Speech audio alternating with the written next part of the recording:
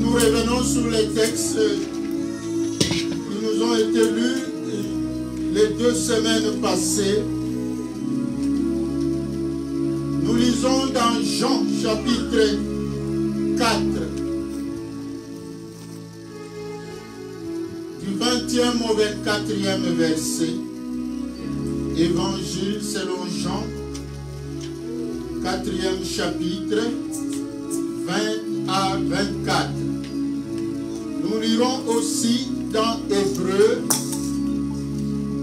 chapitre 1er, du 1er au 2e verset, et Hébreux, chapitre 4, le 15e verset. Le berger peut nous lire rapidement Jean chapitre 4, 20 à 24, s'il vous plaît.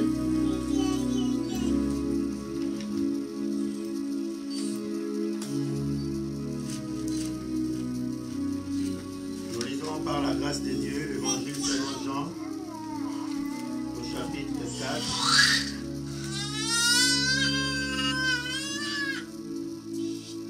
Le verset 20 à 24.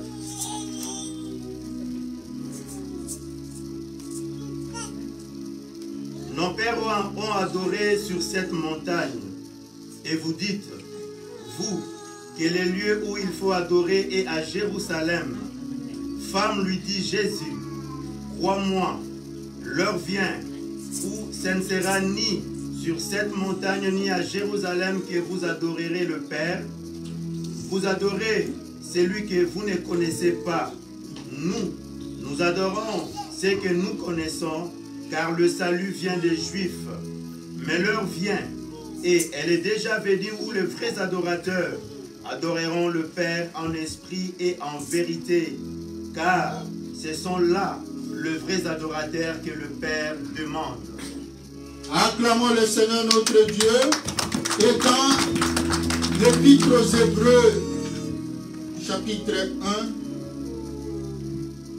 1, le 1er et le 2e verset, Hébreux 1 et 2. Après avoir autrefois, à plusieurs reprises et de plusieurs manières parlé à nos pères par le prophète, Dieu, dans ces temps derniers, dans ces derniers temps, nous a parlé par le Fils, qu'il a établi héritier de toutes choses, par lequel il a aussi créé le monde. Amen. Amen. Et chapitre 4e, Hébreux, le verset 15e.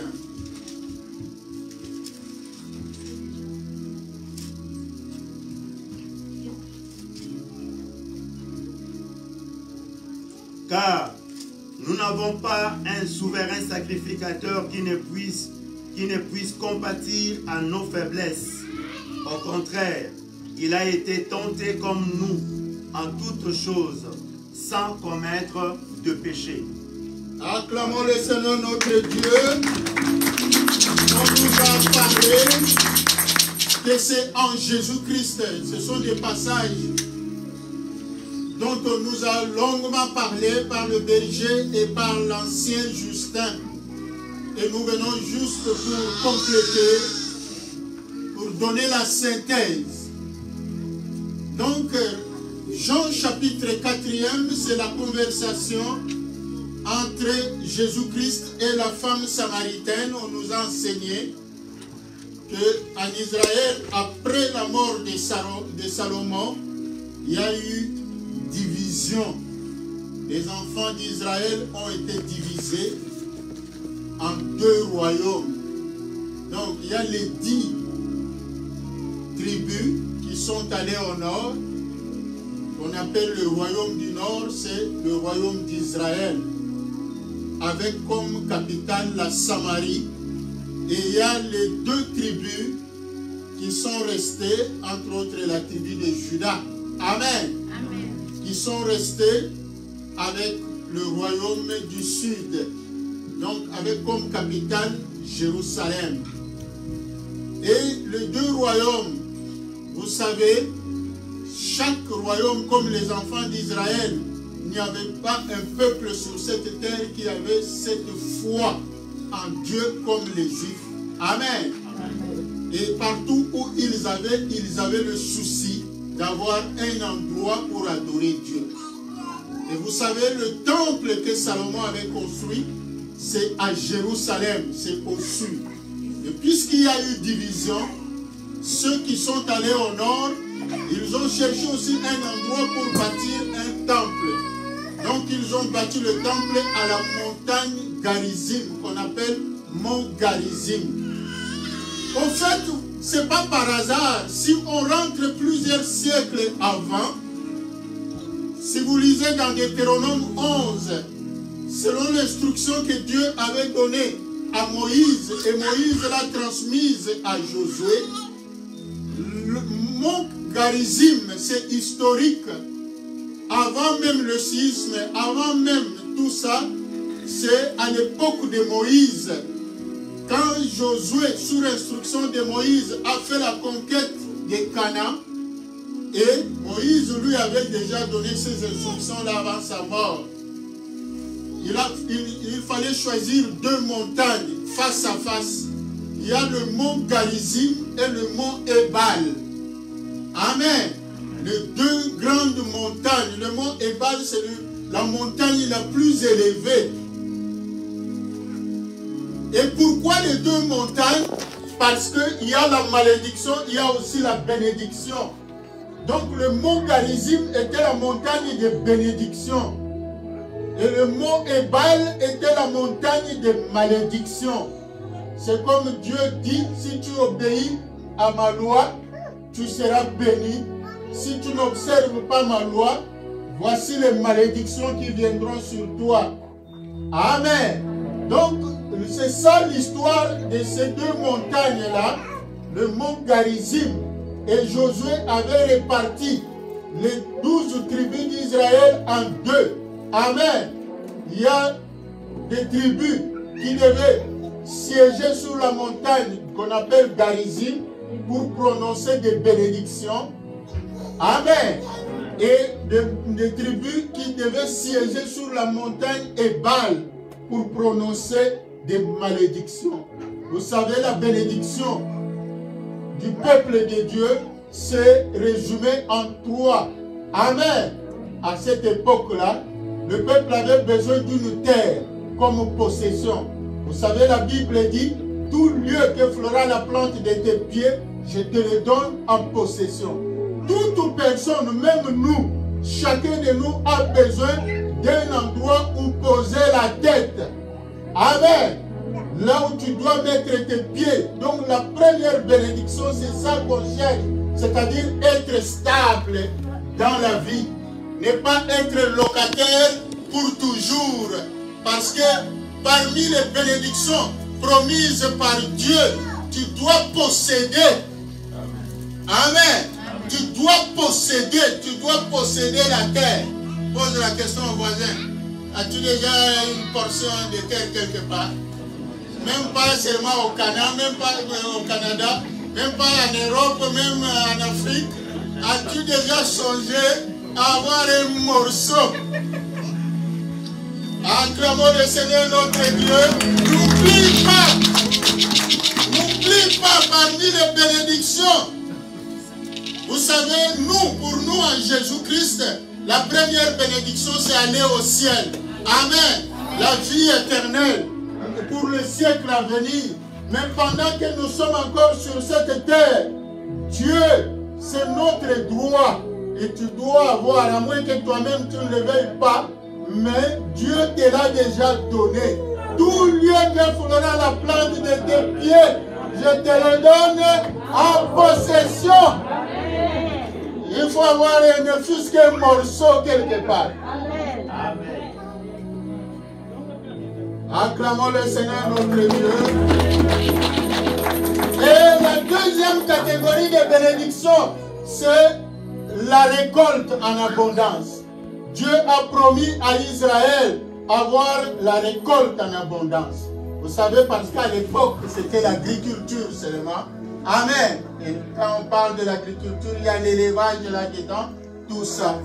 Donc, On doit avoir des récoltes en abondance. C'est pourquoi la notion de la pluie, de la première et de l'arrière-saison. C'est ça qui symbolise toutes les sortes de bénédictions dont tu as besoin. Dieu a besoin de te bénir, que tu sois en bonne santé, que tu prospères. Tout ce que tu peux entreprendre, même dans tes affaires, même dans ton travail, tout doit prospérer. Amen. Parce que Dieu marche au-devant de toi. C'est Dieu qui te conduit partout. Tu dois prospérer, même dans tes études. Tu dois réussir. Dieu a dit tu seras toujours à la tête et non à la queue. Amen. Amen. Dis, lève la main, dis, je suis là. Amen. Je ne suis pas en bas, mais je suis là. Acclamons le Seigneur notre Dieu. C'est notre gloire. La montagne, le mot Garizim. Amen. Et la troisième catégorie de bénédiction, c'est la victoire sur tout ennemi. Dieu a promis la victoire sur tout ennemi. Il a promis, je te donnerai la supériorité. Partout où tu passes, toute personne qui s'élève contre toi sera abaissée. Amen. La Bible dit, toute langue qui s'élèvera contre vous sera condamnée.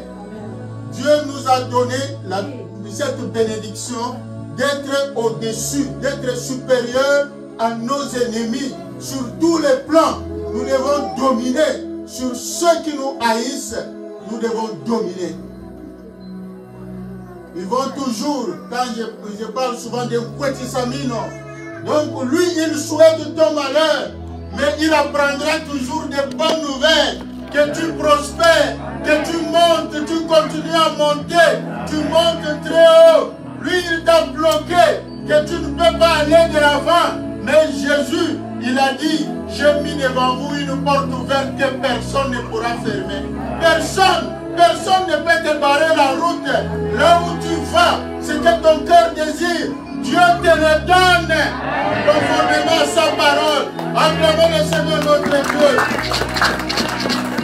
Donc c'est ça, la bénédiction qu'on devait prononcer sur la montagne Garizim. Et sur la montagne Ebal, on devait prononcer l'inverse de toutes ces bénédictions-là. Acclamons le Seigneur notre Dieu. Voilà pourquoi, plus tard, quand Jésus se rencontre avec la femme samaritaine, au fait, c'est la symbolique de montrer que Jésus est venu pour unir. Amen. Le peuple de Dieu. Le peuple de Dieu ne devrait plus être divisé. Et Jésus est venu nous montrer le vrai Dieu. C'est pour cela, quand il y a eu schisme, avant même plusieurs siècles avant la naissance de Jésus, le royaume qui est allé au nord, puisque au nord, c'est juste le mot Garizim là, ils ont dit c'est là que nous devons placer notre temple pour adorer Dieu. Comme ça, Jérusalem est resté, donc le temple de Jérusalem est resté pour le royaume du sud. Les autres, ils ont commencé à adorer sur le mont Garizim. Alors Jésus est venu, c'est pour montrer que en réalité, la bénédiction, ce n'est plus ni à Jérusalem, ni à la montagne de Garizim. La bénédiction, c'est en Jésus-Christ. Amen. L'adoration, ce n'est plus le lieu où on adore qui compte. C'est vrai, le lieu où on adore, le lieu de culte tel que nous sommes là, c'est important. Mais le plus important, c'est Jésus-Christ. Parce que tu viens ici adorer, tu viens ici louer ton Dieu pour que Dieu prenne en compte tes adorations et tes louanges. Il faut que tes adorations soient en Jésus-Christ. Amen. C'est lui, Jésus-Christ, qui unit les deux montagnes. Maintenant, quand nous allons, quand nous disons, nous les chrétiens, je vais à la montagne, c'est-à-dire à la prière, ce n'est plus le mot Garizim, ce n'est plus Jérusalem, mais c'est en Jésus-Christ. Voilà pourquoi la Bible dit, nul n'honore le Père s'il n'honore le Fils. c'est-à-dire toute adoration, ça doit passer par Jésus-Christ. Et toute bénédiction doit aussi descendre par Jésus-Christ. Nos adorations, nos louanges montent par Jésus-Christ et nos bénédictions viennent aussi par lui. Parce que c'est lui, notre souverain sacrificateur. Voilà pourquoi la Bible dit, la bénédiction qui tombe sur la tête d'Aaron, elle coule sur sa barbe et se répand comme la rosée sur la montagne de l'Hermon.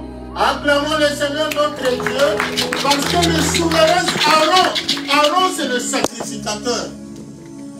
Le premier sacrificateur que Moïse a établi. Amen. C'est pour ça qu'on parle de la race d'Aaron. Et Jésus-Christ, c'est vrai en chair, il est de la descendance, de cette descendance-là, mais spirituellement, il est le Dieu de tout le monde. Amen. Voilà pourquoi on dit, il est sacrificateur selon l'ordre de Melchisédek et son sacerdoce n'est pas transmissible. Amen. Donc c'est en Jésus-Christ, c'est en Jésus-Christ que nous recevons l'Esprit de Dieu, c'est en Jésus-Christ que nous devons adorer Dieu. Donc c'est ce que Jésus a voulu enseigner à la femme samaritaine. Parce que Jésus était en train de l'amener, mais la femme voulait escamoter. Si vous suivez l'entretien, la femme introduisait des sujets en désordre sans savoir exactement, mais elle a été prise. Et Jésus comprenait toujours les soucis. Et c'est pour cela la conclusion. Ah, tu es le Messie, tu es le prophète. Parce que Jésus lui a dit, c'est moi le prophète. Lui, il parlait de l'ancêtre Jacob. Parce que le puits de Jacob, là, c'est au bas de la montagne de Garizim. Amen. Acclamons le Seigneur notre Dieu. Voilà pourquoi, dans Hébreu, c'est là qu'on nous dit que Dieu, ayant parlé par les prophètes, mais aujourd'hui, Dieu nous parle par le Fils. Parce que le Fils, c'est lui l'empreinte de la personne de Dieu. C'est lui qui a le Fils à Dieu. Amen. Donc, c'est ça que nous devons comprendre. Et qu'est-ce que nous devons savoir? 1. Jésus-Christ est l'héritier de toutes choses. Il est l'héritier de toutes choses. 2. Il est le créateur de l'univers, visible et invisible. 3. Il est le rayonnement de la gloire de Dieu. Donc quand tu adores Jésus-Christ, c'est ça que tu dois toujours avoir à l'esprit, qu'il est l'empreinte de Dieu. Il est le rayonnement de la gloire de Dieu. Le temps passe, on est obligé de survoler. Il est celui qui soutient toutes choses par sa parole. Jésus-Christ te soutient, il me soutient. Il soutient toutes choses. Il soutient nos vies par sa parole. Quand il dit un mot, la chose s'accomplit. Personne ne peut changer ce que Jésus a dit. Sa parole est oui et amen. Voilà pourquoi même les musiciens chantent, ce qui est écrit est écrit. Amen. Ton destin, ma soeur, mon frère, personne ne peut changer. Même si personne là t'a élevé, même si cette personne-là est ton père, ta mère, tes parents, même si c'est ton mari, c'est ta femme ou quoi, il ne peut pas changer le destin de Dieu sur toi parce que ça a déjà été inscrit. La Bible dit, je connais les projets que j'ai formés sur vous.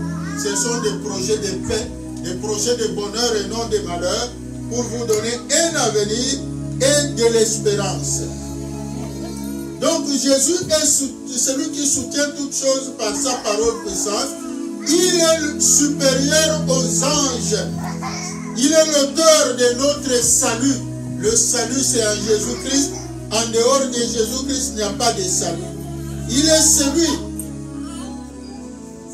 qui a rendu le diable impuissant. Amen. Donc en Jésus-Christ, parce que nous sommes en Jésus-Christ, le diable et ses démons sont impuissants dans notre vie. Leurs actions sont sans effet dans notre vie.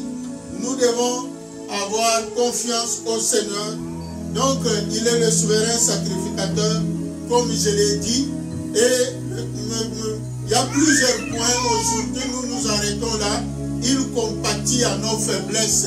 Même quand nous tombons, Amen. Il ne nous rejette pas. Même là où le monde peut nous rejeter, mais Jésus-Christ nous offre toujours sa compassion. Acclamons le Seigneur notre Dieu.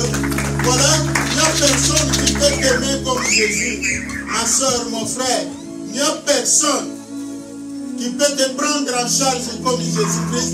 Voilà pourquoi on nous a enseigné. Continuons à nous accrocher à Jésus-Christ.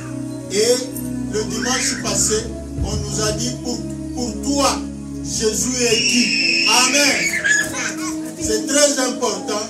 Donc, ayons toujours en conclusion, comme la Samaritaine qui, au début de la rencontre, elle considérait Jésus-Christ comme un simple juif, comme tout juif, mais à la fin de la rencontre, elle a changé. Amen. Elle a compris que Jésus-Christ est son Dieu, il est son Messie. Donc, toi aussi, mon frère, ma soeur, Jésus-Christ est notre Dieu, il est notre roi, notre salut tient à lui, notre vie tient à lui. Nous devons lui faire une confiance, nous devons nous attacher à lui. Acclamons le Seigneur notre Dieu, quelle que soit la situation que Dieu est en train de traverser, fais confiance en Jésus-Christ, il est là, il agira. Comme dit la Bible, recommande ton sort à l'Éternel et mets ta confiance en lui. Amen. Il agira. Dis au voisin, il